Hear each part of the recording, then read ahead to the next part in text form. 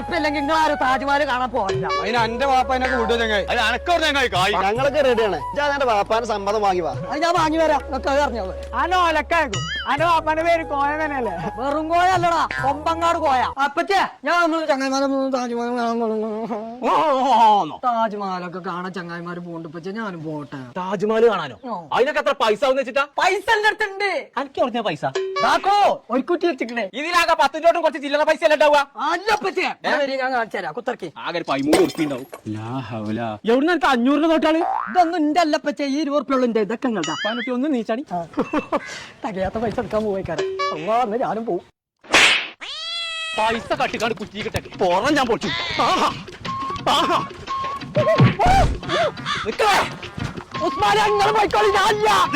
എവിടങ്ങൾ എല്ലാരും കൂടി പോണ്ട്? ഞങ്ങൾ താജ്മഹൽ കാണാൻ പോയ 4000 ഉറുപ്പ ഉള്ളൂ. ഫുഡുണ്ട്, റൂമുണ്ട്. ഇവിടെ കൊണ്ടുപോയിട്ട് ഇവിടെ തന്നെ കൊണ്ടാക്കി തരും. അതിന് അവിടെയൊക്കെ പോയിക്കാണ്ട് തെണ്ടി തിരിഞ്ഞ് നടക്കുന്നുണ്ടെങ്കിൽ സ്ഥലം അറിയണം, ഭാഷയൊക്കെ അറിയണം. ആ നിങ്ങൾക്ക് ആർക്കെങ്കിലും അത് ഞങ്ങളെ കൂടെ മലയാളി ഗൈഡുണ്ടേ. ആരെ എത്ര കുറഞ്ഞ കായ്ക്ക് നിങ്ങളെ താജ്മഹലാട്ടം കൊണ്ടുവന്ന ആൾക്കാർ? അത് കോയക്ക മുക്കത്തുണ്ട് മലയാളി യാത്രാ സഹായിക്കുന്ന ടീം. ഓലാണ് ഞങ്ങൾ കൊണ്ടുപോകുന്നത്. അങ്ങനെയാണെങ്കിൽ ഒന്നും നോക്കണ്ട, കുഞ്ഞാപ്പൂനും കൂട്ടിക്കോളി. അതിന് വേണ്ടി വരും. ഞങ്ങളെ യാത്ര സംഘടിപ്പിച്ച് പരിചയമുള്ള ഒരു ടീമിനായിട്ട് എന്ന് ഞാൻ പരിചയപ്പെടുത്തുന്നത് അതാണ് നമ്മളെ മലയാളി യാത്രാ സഹായി. ആഗ്ര മാത്രമല്ല കേട്ടോ, കാശ്മീർ, മണാലി, പഞ്ചാബ്, ഹൈദരാബാദ് പാക്കേജ് ഇവർ ചെയ്യുന്നുണ്ട് കേട്ടോ. ഇവരെ മലയാളി യാത്രാ സഹായി എന്നുള്ള ഒരു ഇൻസ്റ്റാഗ്രാം അക്കൗണ്ട് കേട്ടോ. അതൊന്നാണ് ഫോളോ ചെയ്താൽ. നമ്പർ നമ്മൾ താഴെ കൊടുക്കുന്നുണ്ട്, വിളിച്ചിട്ട് വിട്ടോളി, വിശ്വസിച്ച് പോകാം.